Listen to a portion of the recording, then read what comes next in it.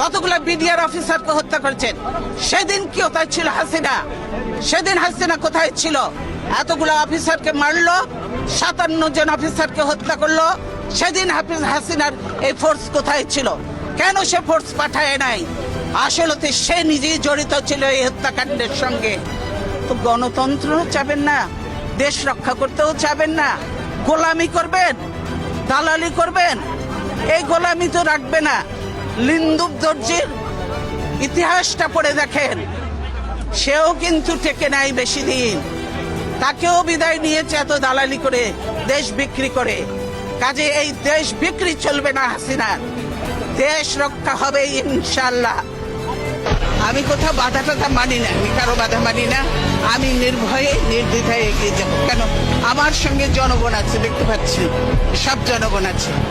দেশের বাইরে আমার কোনো ঠিকানা নেই, এটাই হলো আমার ঠিকানা। এই দেশ, এই দেশের মাটি মানুষই আমার সবকিছু। কাজে আমি দেশের বাইরে যাব না। আমি আপনাদের সঙ্গে থাকবো। আমরা এক কাতারে চলি। কোথায় কি করে পুলিশ গুলি করে দেখি আমরা। এবার যদি পুলিশ গুলি করে, আমরা আগে থাকবো, দেখি কেমন করে গুলি করে। আমি বলেছি আমার কিছু চাই না। আমি এখন জনগণের জন্য, দেশের জন্য, মানুষের জন্য কাজ করতে চাই। আমার প্রধানমন্ত্রী হওয়ার কোনো শখ নেই। আমি যে কোনো পরিস্থিতির জন্য প্রস্তুত আছি। আমাকে জেল বা সাজার ভয় দেখিয়ে কোনো লাভ হবে না।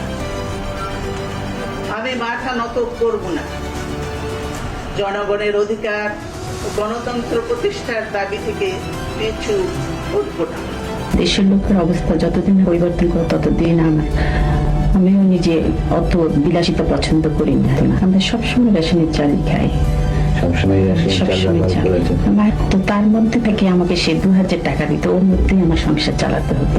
মানে আমার ছেলেদেরও কোনো সময় কোনো রকম বেশি কাপড় চোপড় সে পছন্দ করতো না।